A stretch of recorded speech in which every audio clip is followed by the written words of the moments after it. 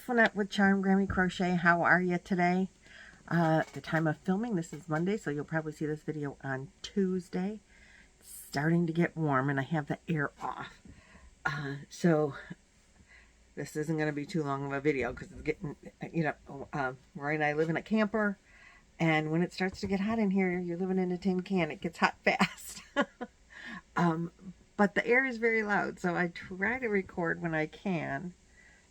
With the air off, and I don't know why the picture is so dark, so I apologize for that. I don't know why.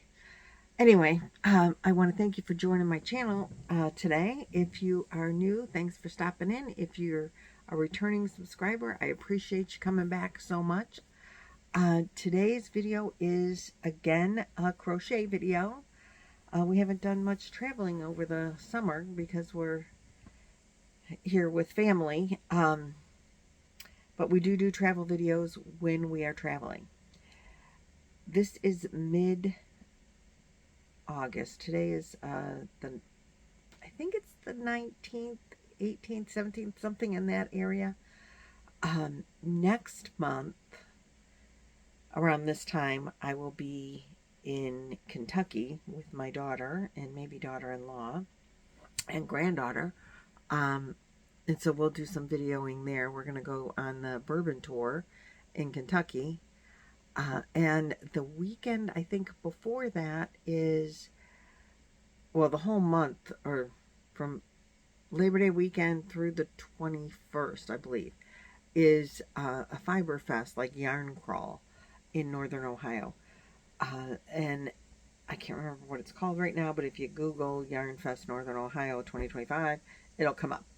And the last I looked, there were like 17 different local yarn stores involved. And so the weekend around the 12th, that weekend, the weekend after Labor Day, I'm going to go to some local yarn stores over the weekend, and maybe some during the week, even just go on a road trip. So that'll be upcoming videos that I'm real excited about, the local yarn stores. You get a pass. I was more up to date on what you do a couple of weeks ago, but I don't remember anymore. I don't remember all of the details, but the last I heard, there were 17 yarn stores involved, and they're kind of spread out all over Northern Ohio, a couple of different counties. So it's like one day I think I could go this direction and one day go this direction. But we'll see how it works out. And then maybe another day do the oddball ones in between, or, outskirts. There is one cornbread and honey that Lynanne, Nina's Next Knots, orders from all the time. And I really, really want to go there and spend some time in that store. So I might do that on a day all by itself. But to do the pass, you buy a $10 pass, and to do that, you have to be visiting these stores during the time frame from September, during that time frame in the couple of weeks in September. And you can visit online as well. So, and be included just doing online visits, which opens it up then to people outside of Ohio. So even if you're watching this and you're not in a position where you can come and actually visit the stores physically, I believe this is all online eligible, and it's not, you don't just have to do it on the weekends. You can do it during the week as well. So the ones that I'm not going to be able to physically go to, I will definitely, visit online, but I want to be able to do a video showing the ones that I have been to. So that's upcoming yarn and travel at the same time. And speaking of yarn tour, festivals, well, this is Ohio, it's like a yarn crawl.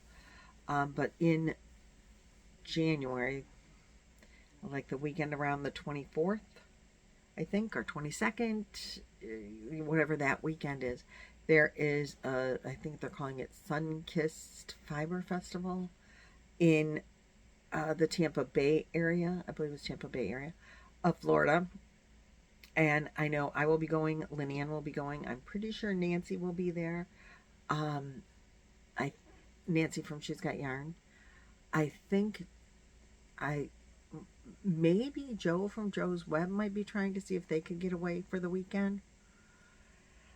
Those are people I know of, or that have I've heard talk about going to the Fiber Festival in Florida.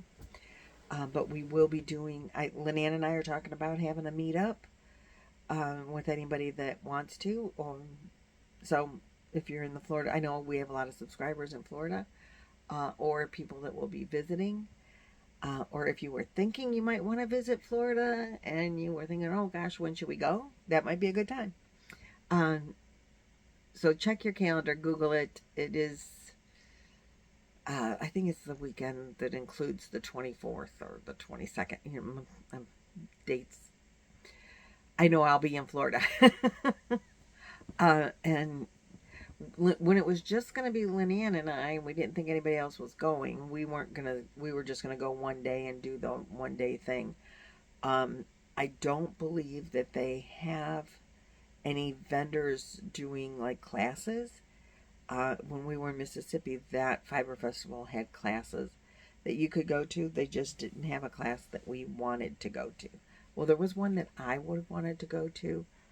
Nobody else really wanted to do it, but you had to buy all this equipment, and I'm like, I don't know that I want to buy all this equipment if I don't know if I really like doing that. So nothing was like provided for you for use while you were there, and I don't remember what the class was, but I know that there was equipment involved that I didn't have.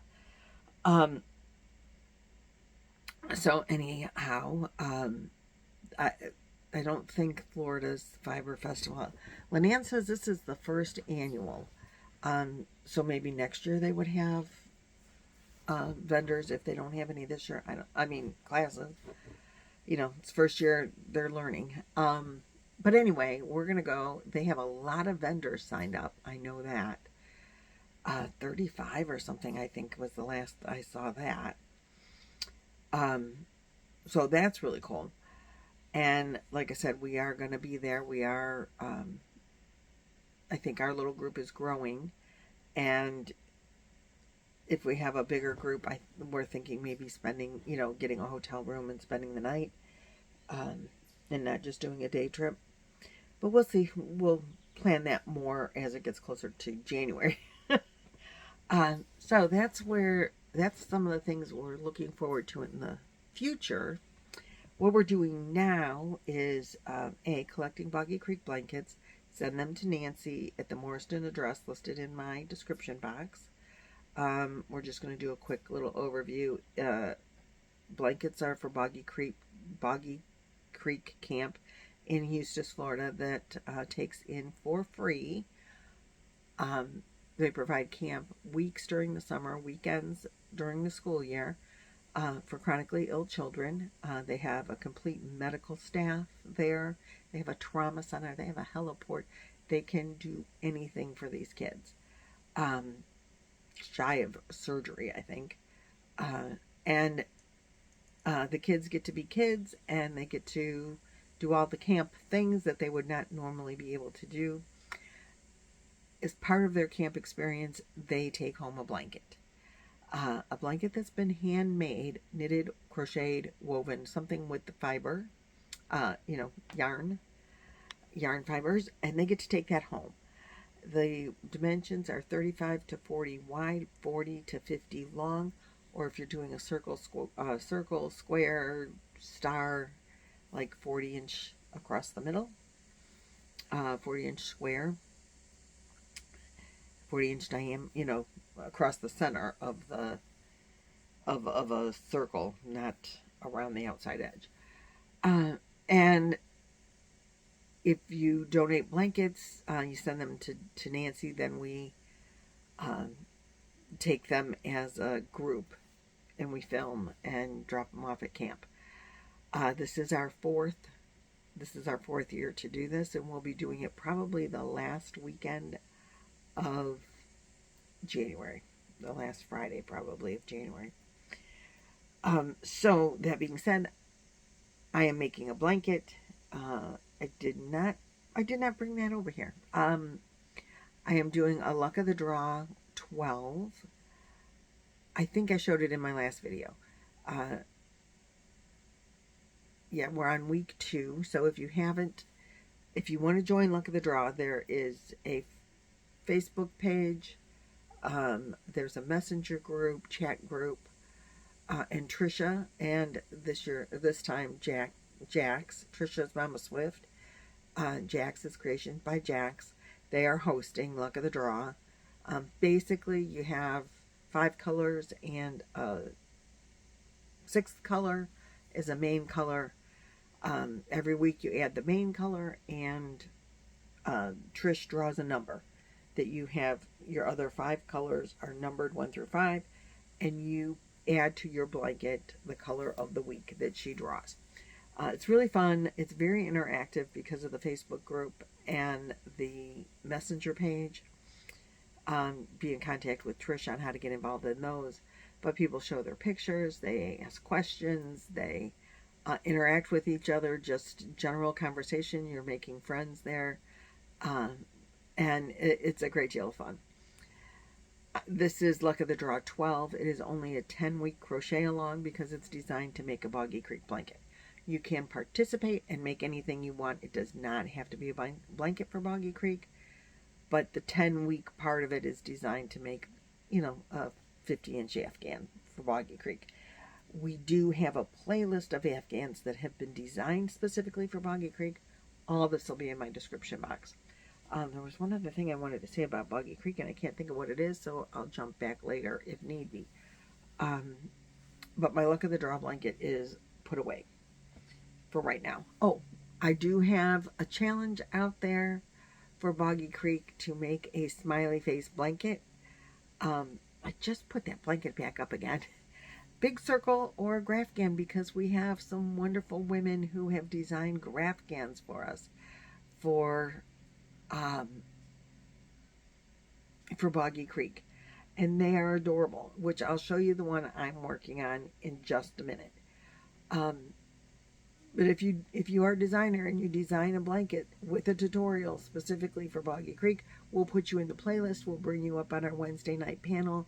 You can talk about your pattern and help drive people to your channel. That's the benefit for you.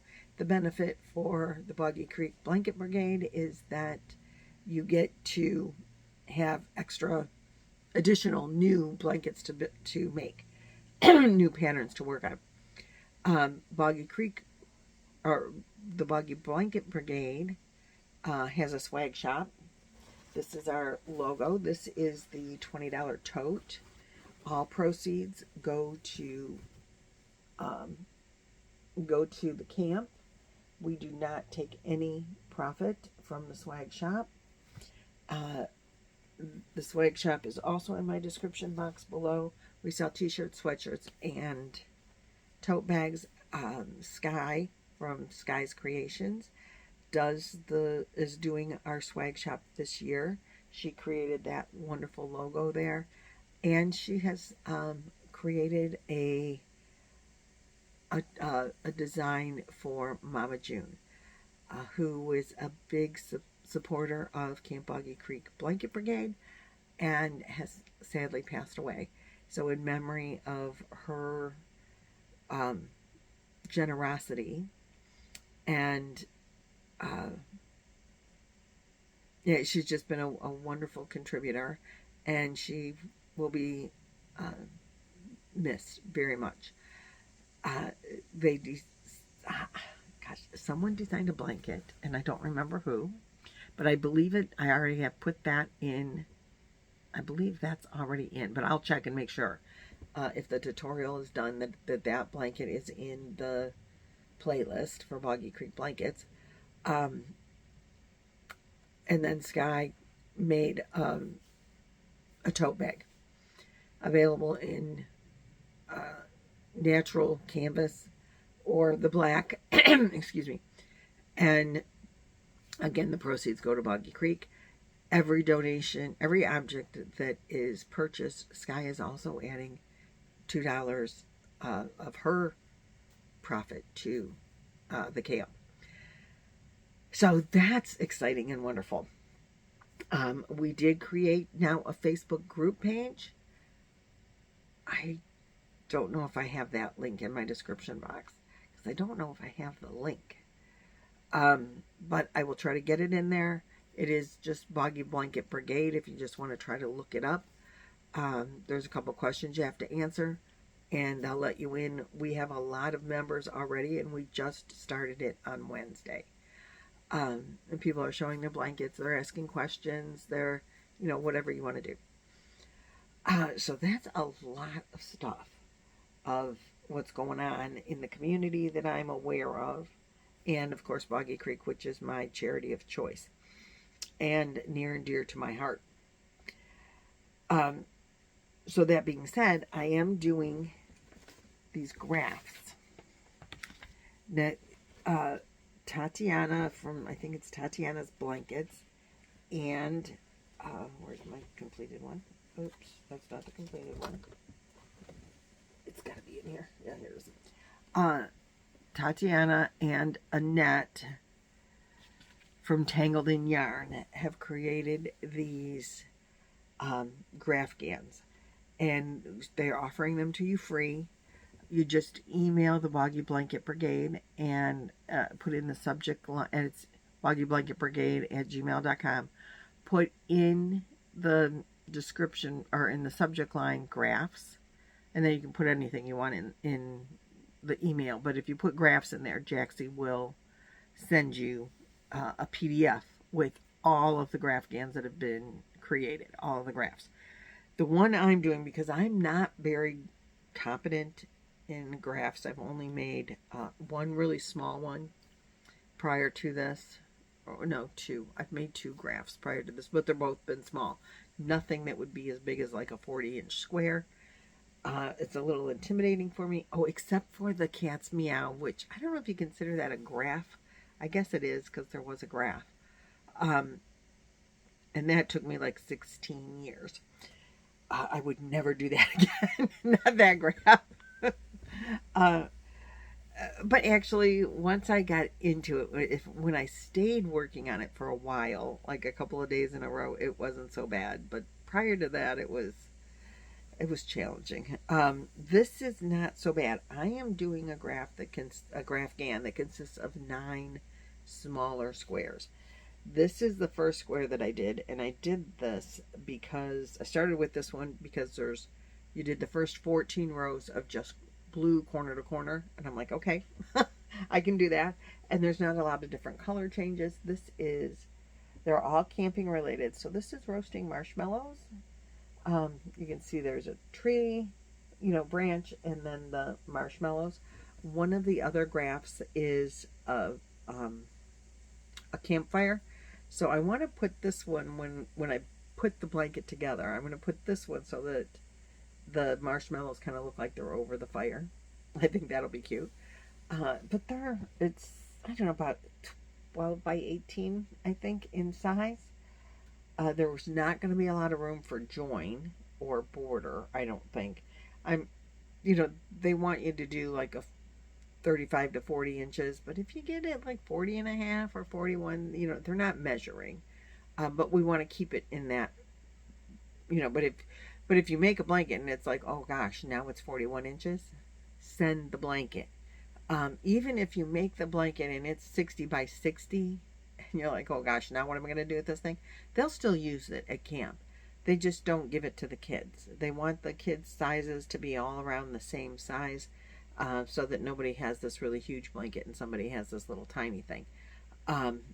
They want, so they want them to be generally the same. So this will be, I'm not going to be able to do a big border or anything on it, which I don't think. Or maybe it'll be a big border. Maybe it'll have to be a 4-inch border, because I think the length is where I'm going to have a little issue. But whatever, I'll make it work. And this is the first one that I've done, and now all the ends are sewn in, and I did it in. It took me a few hours, but I did it in one night. Then I sat down and pulled out all the yarns out of my little yarn stash. all the colors for all the squares that I'm going to make. And I started on a second square, which is the ladybug. And again, I thought there's not a lot of color changes, and there's a, you know, I'm getting a little better at them. You have to add the bobbins, and this is where I am on this. I'm using ball bands for bobbin holders because I'm in a camper. I don't have a lot of space, and I had these ball bands, and I thought that's working. Ball bands, and it's light. You know, they're lightweight. I didn't have to buy anything. I had them in hand, and I'm just clipping them with a clippy clip, and that's what I'm using for my bobbins, and it's working out for me. So no judging. If it works, it works. Annette does have a tutorial. It's a 4-part tutorial, and if you follow her tutorial, you can actually make a little smiley face square, which is real cute. I watched the tutorials.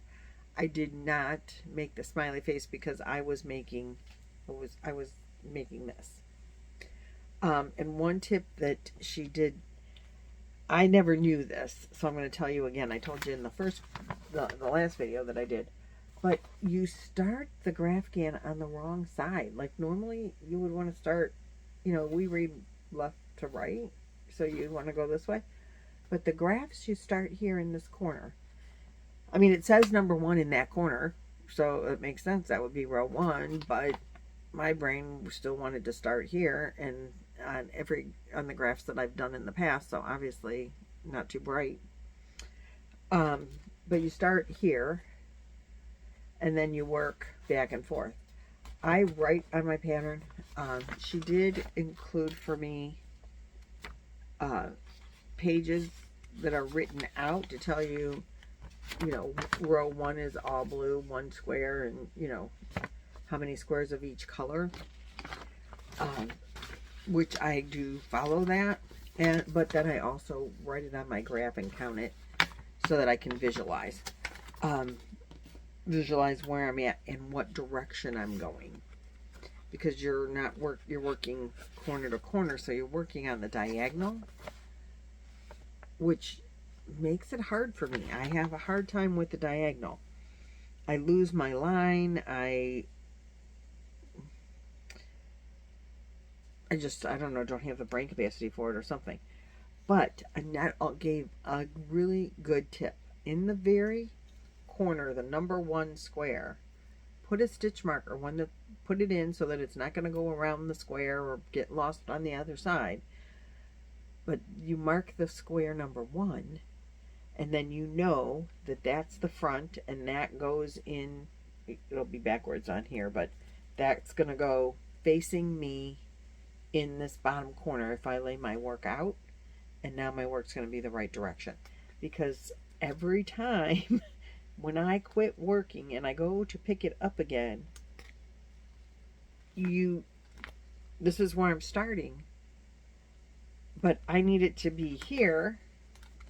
You know, I mean, I need it to work this way, but that makes my corner in the wrong direction. And so that throws me off every single time. And then I like, well, which direction am I going on my chart? And I am directionally challenged. So I get lost. That's why I get lost. But I know that I can put this on my table, and it really is easier if you do this on a table, even this small one. I can put this on the table, lay it out the right direction, and get myself oriented and not go the wrong way, which is what has happened any other time that I have tried to do a Graphghan, and why I'm so not good at them, because I always get lost, and then things are in the wrong place. Like I'm putting this piece down here. I can't figure out why it doesn't work. Oh, that's because I picked it up going the wrong way and didn't realize that I'm going the wrong way. So that being said, that little And I'm keeping that stitch marker because you weave in all the ends and you're turning back and forth each time. You don't know which way it really goes when you're going to put it together. So I'm leaving the stitch marker in my number 1 spot, even on my finished squares, so that when I put them together, I know when I lay this one out, this goes in this corner, and this is the way it's supposed to lay. And like the laid out, the marshmallows are curving, when I'm looking at it, they're curving this direction. And so I decided for my own, because you can't tell the front or the back, so for my own probably sanity, when I put this together, I'll know all the little ones go in this side and they're all going to be in the same spot, and I'll know my blanket's laid out in the proper, everything's going the right direction. So I'm having fun with it. It is a slow go as far as that goes for me. But I'm getting better. This is only, number 2 in a row, and I am about a little more than halfway done. I'm going to start on row 20 out of 36. And I'm figuring out, okay, when I get done with this square, this black is going to be done. And I can cut it and get it off my blanket. I don't need that bobbin hanging there anymore. But it's going to take 3 rows. 1, 2, 3, because you're working in the diagonal, before I can get rid of that square. But excuse me. But I know when I get, when I cross off this last box here, I can cut that one away, because that yarn isn't going anywhere else. And you're just going to have the bobbins, and just, that's just how it works when you do this. And it's not bad. I think if to do a bigger graph, I'm not going to be as afraid to do a bigger one, only because I think the amount of changing of the yarn will be less. You'll have longer, like do 8 or 10 instead of 1 square at a time. I could be wrong, and a lot of it depends on how detailed the graph is anyway, but these are pixely, so it'll be fine. And I'm really enjoying doing it. I am also working on, I saw Debbie the Canadian Crocheter make that little, I love her to death, but she made that little cropped granny square sweater and trimmed it in black, and it is so cute. Now she did, I think, worsted weight yarn. Maybe it's a 3 weight, I don't know. I don't remember, but I know she said. And she did every row of her grannies a different color. Well, I have a lot of 3 weight scraps that I found, but they're cake yarns, self-striping, like Caron cakes, Caron cotton cakes, mandala cakes. I am not changing color every row. I am just letting the cake go as it goes, and then I'll try to figure out how to put the sweater together. I've made granny square sweaters before, a few times, so I'm not worried about that. Hers is cute, and I really love when the granny squares have every row a different color of the granny square, and then you're like, put it together with black and bring out all the colors. But then you're weaving in all of those ends, and I'm already weaving in a ton of ends on this other blanket. I didn't want to do that. I don't know, I just started letting the squares flow and see how it works. If I don't like it, then I'll just put the squares, as a sweater. If I can't get all of my colors to like flow and look good as solid squares, then I'll just put it together and make a throw out of it. However big it can get. I only have so many. I have one bag. This bag has all the 3 weight yarns that I could find. Filled this bag.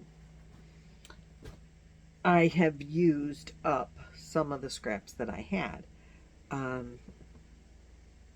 Let's see.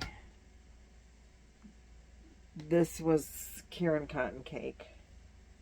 I had 2 of that. I really didn't want to necessarily mix fibers, but I don't care. I had enough for 3 of this lavender. This is Ice Cream Sparkle. This I can make more out of this. I didn't use up all of this yet, but this is a fairy tale yarn. I don't even think they make that yarn anymore. Most of these I'm using a 5mm hook, but this yarn, it says it's a 3 weight, but it's so thin that I had to use a 6mm hook to get my squares to be the same size as I did with a 5mm hook on the others. Then all of these, minus this, all of these are what I had left of this mandala in unicorn. So these colors, are they on there? I can't tell. Yeah. So I had these for that. So my colors are kind of,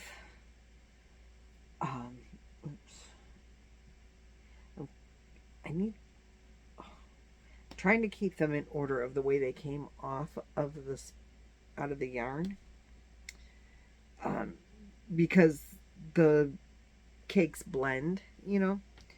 So the last square I made out of the unicorn color, I was this much shy on, and I went into this gray, so that's the start of the gray, and now it's this.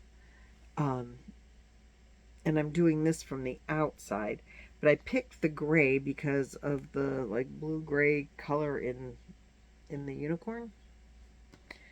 So right now it's kind of, this is the flow, and I'm wondering if I can like do the color so that they kind of ombre.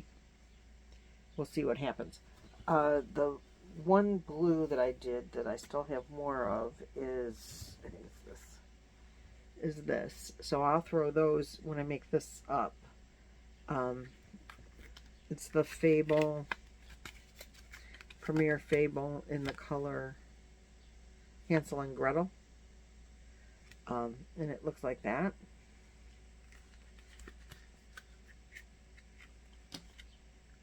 So I'll throw these in with the others. You know, when I make this up, there'll be a few more squares, probably 3 or 4. This is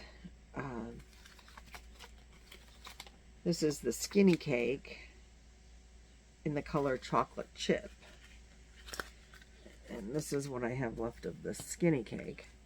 So I'm working this from the outside because I couldn't find the inside start on it. So I'm just pulling it off the outside. And